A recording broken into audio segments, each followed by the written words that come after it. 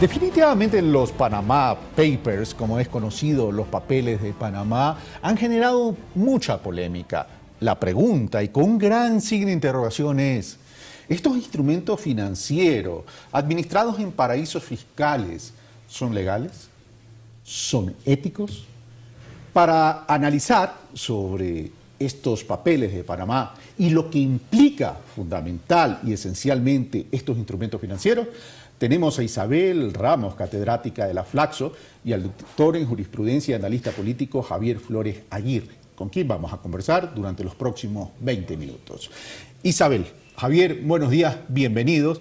A pesar de que vamos a tratar un tema que la verdad es medio antipático, pero el tema pasa por lo siguiente, Isabel. Estos instrumentos financieros, a través de estos paraísos fiscales, ¿son legales? ¿Son éticos? ¿Son morales? ¿Y qué persiguen? Y son muchas respuestas. A ver, no son legales. Son perfectamente legales porque se ha construido, y el mismo sistema financiero construyó, una estructura legal que soporta esto, digamos. Sí. A ver, ético y hay que mirar. Esto no se hace con objetivos de transparencia. Nadie constituye una empresa, nadie lleva su dinero a un paraíso fiscal para transparentar nada. Entonces, la primera cuestión. Los paraísos fiscales son espacios en los cuales se evaden impuestos nacionales. Esto es importante. Es decir, del origen de los fondos. Exacto. Es decir, todos pagamos. Y las personas que menos tienen en los países de origen pagan religiosamente sus impuestos.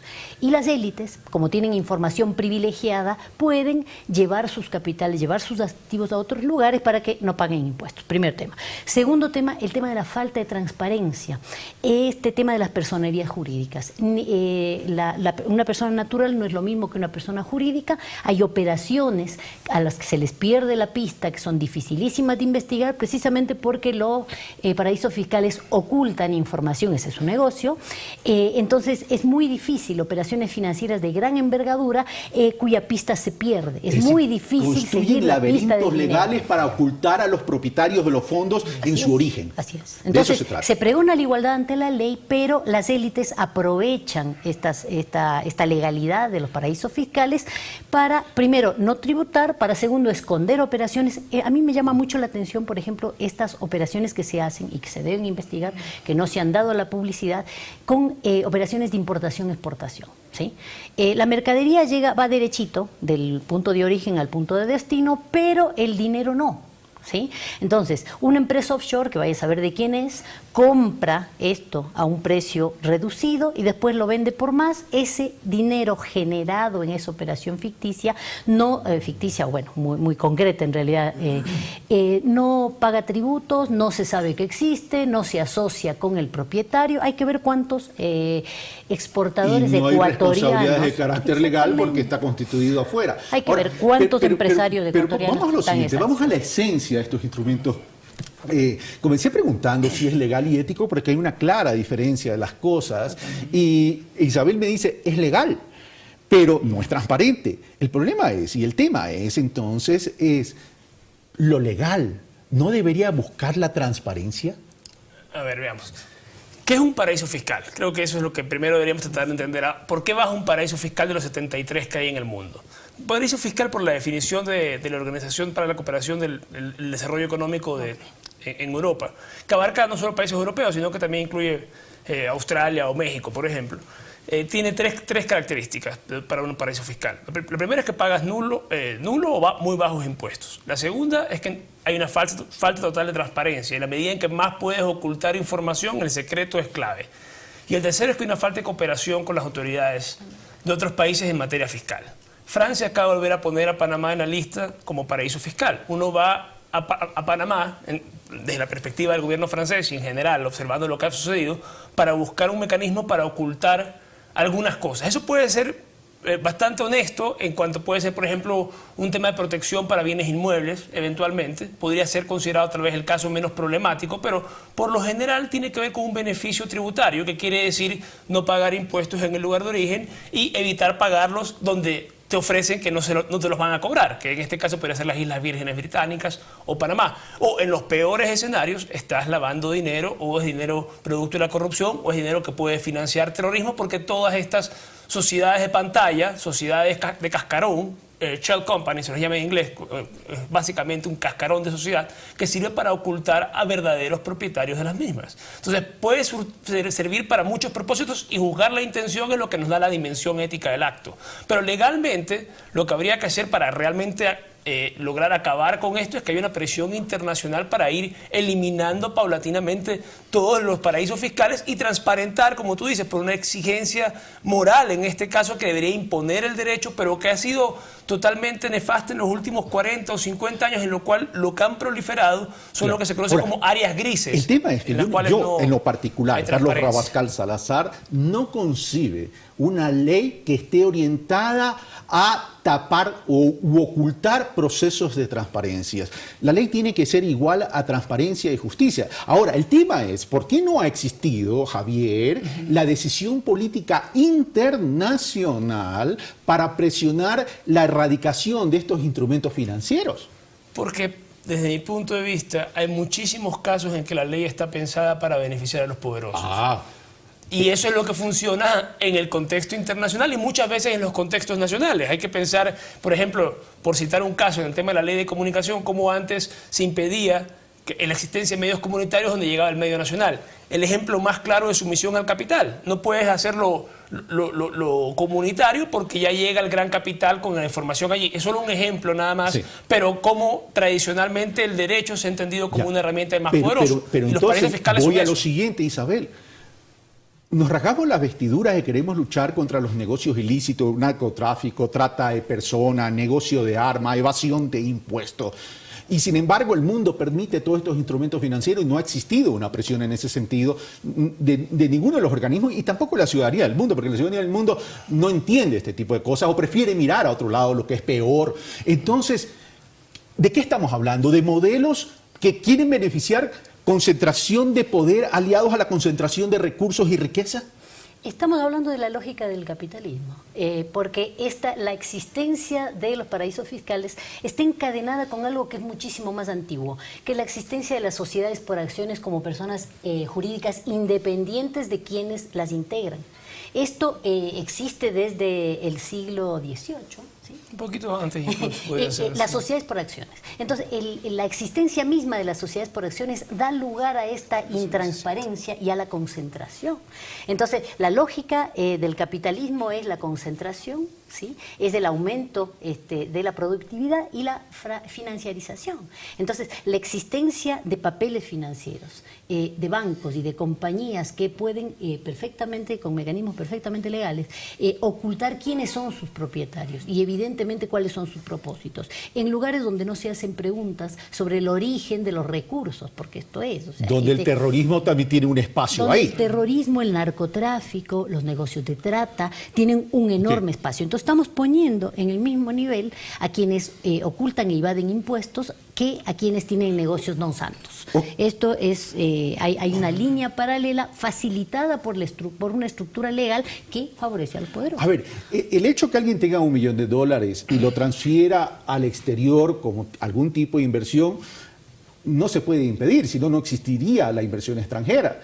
El tema es que se justifique el origen de esos fondos, es decir, qué actividad estoy desarrollando que me determine obtener ese $1 millón. Punto uno. Punto dos, lo he declarado, he pagado impuestos.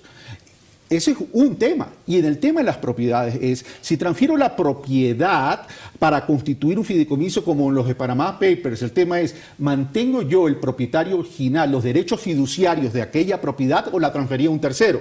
Si la transfería a un tercero, debía haber obtenido algún tipo de ingreso. Y ese tipo de ingreso, ¿lo he declarado o no lo he declarado? ¿He pagado sobre esa declaración o no lo he pagado? Y el otro tema, ¿qué monto del derecho fiduciario tengo? Y si esa propiedad que está en el Ecuador, porque no puede físicamente trasladarse a otro lado, está pagando impuestos aquí en el país. Ahora, vamos a lo siguiente. Esto ha generado algún tipo de reacciones, Javier. Y la reacción que ha generado, por ejemplo, es tenemos un primer ministro de Islandia que renunció. Tenemos a Macri que está contra las cuerdas. En el Ecuador, ¿se ha tratado adecuadamente este tema, tanto de los implicados y tanto de la prensa? Mira, ayer justamente en mi blog colgué una investigación que hizo un programa de televisión australiano que se llama Four Corners, 4 esquinas. y los tipos llegan en el curso de su investigación a demostrar cómo dos hermanos de Hong Kong, multimillonarios, crearon un sistema de pantalla para poder comerciar con el Estado australiano, con una empresa de seguridad, aun cuando ellos tenían cargos de corrupción e investigación en su país de origen, lo cual les hubiera formalmente impedido ser parte de un contrato de seguridad para instituciones estatales. Por ejemplo, eso fue una investigación que sacó este programa el 4 de abril. También investigó el caso de otro multimillonario de Hong Kong que también tenía negocios de esta índole, lo mismo con una situación bastante similar, conflictiva con el Estado, con el Estado australiano en ese caso. Al final del día lo que quiero decir es que se puede hacer una investigación que trate de llegar al final de las cosas y no solo simplemente hacer un periodismo amarillista tratando de salpicar lodo con algunas investigaciones que no tienen un trasfondo investigativo. Creo que hace mucha más falta. Por ejemplo, estos temas son una evidencia de cómo el periodismo investigativo los entiende. Y hay para mí un experimento natural que se va a dar en estos días, porque hoy el diario El Telégrafo publica información sobre personas vinculadas, en este caso a la derecha política del país, casos, por ejemplo, de Tabaqui, Meller, Andrés Páez, Silvia Buendía, en fin, algunos nombres que están mencionados en esa investigación, que yo no quiero suponer que haya nada negativo en ellos, no tengo la capacidad para decirlo, pero creo que una prensa independiente debería también investigarlos a la par que otros nombres que han surgido que merecen el mismo grado de investigación. Si todos están sometidos a sospecha por la creación de la misma figura jurídica, todos deberían recibir el mismo trato por parte de los medios de prensa privada, porque en este caso creo que el test va porque un medio de otra orientación lanza una cierta información y esa información es o no replicada por los otros medios, dado que está allí para ser analizada. Creo que es un experimento natural para ver cómo la prensa tiene o no tiene sesgo y tiene o no tiene dependencia con el gran capital. Ese es un reto para la prensa. El tema es, ¿la prensa lo va a asumir o va a seguir actuando o asumiendo más que un rol periodístico como el deber ser que dice Javier Flores, va a seguir con ese sesgo y por tanto se convierten también en actores políticos?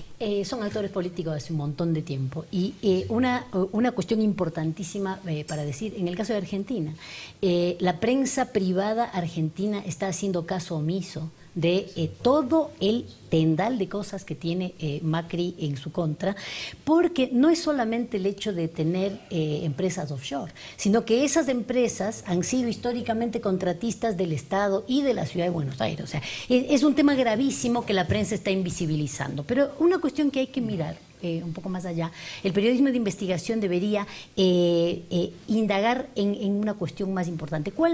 ¿Quién se beneficia y quién se perjudica con esta cuestión de los papeles de Panamá? ¿Por qué razón? Porque sabemos perfectamente que adentro de potencias como Estados Unidos hay paraísos fiscales. Hay estados que han sido diseñados y cuyo sistema financiero ha sido diseñado y construido precisamente como paraíso fiscal. Ahora, entonces, ¿qué se está buscando? ¿Quién pone el dinero? Dinero del Departamento de Estado. A través de la USAID. Exacto. El sistema de cooperación internacional. Vamos a ver, entonces, ¿qué se busca? Se busca que perjudicar, digamos, a determinados ámbitos para que las inyecciones de este dinero que se oculta vayan a los paraísos propios en lugar de ir a los paraísos ajenos. ¿Cómo vamos a mirar? Hay que ser un poco más suspicaces. La investigación periodística nos tiene que dar pistas. Vamos a tener que enviarlo a Pedro Páez allá porque eso ya sería un abuso de mercado. Entonces, pero vamos a lo siguiente, o sea, y eso es un buen punto, el de Isabel, es decir, ¿qué persigue Estados Unidos para financiar esta investigación a través de la USAID y de este centro de periodistas independientes, que entre los cuales hay 4 ecuatorianos, tengo entendido? Es para poder visibilizar esto, pero se prende el fuego allá, pero no prendo el fuego en casa. Claro, desde el punto de vista de Rusia es simplemente un ataque a Putin y así lo entendió el gobierno ruso y la prensa rusa en general, por ejemplo. Desde ese ángulo del mundo es simplemente una creación norteamericana para afectar ciertos países que son considerados conflictivos, un juego geopolítico esencialmente. Pero esa es la mirada desde Rusia, ¿no? Pero por supuesto que llama sospecha el hecho de que, más allá de que ellos tienen sus propios paraísos fiscales, Delaware uno de ellos, por ejemplo, pero no es menos cierto que igual hay personas involucradas y seguramente más de un político saltará y seguramente si hay acceso a esos documentos se podría llegar a conclusiones interesantes. Lo que habría que reclamarle a este grupo es la transparencia por la cual supuestamente difunde estos documentos. ¿Y me permites hacer una puntualización o una precisión o un complemento a mi pregunta? A ver, ¿cómo entender que esta señora Walker sale diciendo a partir de mayo publicamos todo?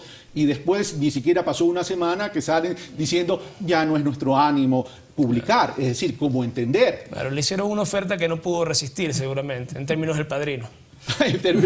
o una oferta indecente como algún título de película. Ahora, se me está terminando el tiempo, tengo apenas 3 minutos ya. ¿Cómo pasa el tiempo? Vamos, Isabel. Ahora, políticos involucrados o autoridades involucradas en este tipo de instrumentos financieros, y nosotros no somos jueces como para entrar a juzgar si es legal o no legal, pero sí podemos entrar al tema ético, es políticos o gente que aspira a ser políticos en el país y o autoridades en el país en ejercicio o también vía aspiración, ¿deberían tener este tipo de cosas o nos deberían decir a la cara yo tengo este tipo de prácticas? Debemos exigírselas como ciudadanos porque no es posible que quien aspire a representar, digamos, políticamente en el país, esté diciendo que paguen, que los impuestos los paguen los tontos. O sea, yo soy inteligentísimo, soy vivísimo y tengo información privilegiada. Como la tengo y tengo mucha plata, entonces yo puedo llevarme mi dinero y hacer lo que yo quiera con mi dinero, el tema de la propiedad privada. Pero lo que está en juego es la cuestión de la igualdad ante la ley y la ética política. O sea, debemos exigirles pero esto no es menos grave el tema con las empresas contratistas del Estado. Ojo, ahí hay mucho para investigar, porque actores privados que este consorcio no quiere perjudicar, porque parecería que el Estado es todo corrupción y el sector privado es todo virtud. Bueno, no es así, entonces debemos exigir información. Ahora, bien, el cuestionamiento ético puede llegar a incidir en resultados electorales y en posicionamientos, pero por la vía de la demanda ciudadana, de la exigencia de transparencia ante estas cuestiones. Es que esa demanda ciudadana es la que me preocupa, porque si bien es cierto la demanda ciudadana debe existir, y de hecho creo que existe, el tema es que no tiene todas las herramientas como para poder presionar, porque no tenemos, es decir, seguimos en el eterno debate, gobiernos representativos versus gobiernos donde esté realmente radicado el poder popular, donde se requiere una organización, una población y una ciudadanía organizada, etcétera, etcétera. Pero hay aquí un punto que establece que el periodismo tiene una línea muy débil, el tema financiamiento. Los medios financian lo que quieren y no financian lo que no quieren, pero los que te financian a estos periodistas e investigadores te dan la plata a cambio de ¿qué? ¿Qué tipo de limitaciones, qué tipo de parámetros te ponen, pues, Javier?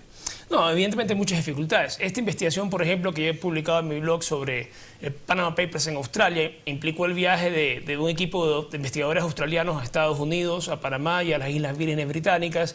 Visitaron todas las oficinas correspondientes, entrevistaron a gente muy capacitada, siguieron pistas durante cierto tiempo, digamos una semana, para tener un resultado poderoso, digamos. No, fue una investigación bien hecha que tomó tiempo realizarla, en realidad, por los viajes y todo esto, pero que demuestra que se puede hacer un buen periodismo. Claro, un periodismo que en este caso tiene un presupuesto mucho mayor, es otra realidad cultural incluso, es otro tipo de acercamiento a la noticia, de profundidad en la mirada, que acá todavía no lo hemos desarrollado, todavía no hemos quedado mucho más en un periodismo de espectáculo y que mantiene un sesgo claro con medios que se pretenden generalistas. Entonces vivimos en esta supuesta verdad creada en la cual se mantiene un discurso que no tiene un sustento de fondo con argumentos y datos. Creo que el periodismo investigativo, como se define, es un periodismo que ofrece argumentos sustentados en datos. Y eso, por ejemplo, se cumple en este trabajo, pero no siempre es la práctica del periodismo local. Gracias, Javier. Gracias, Isabel. Se nos ha terminado el tiempo, pero creo que hemos dejado por lo menos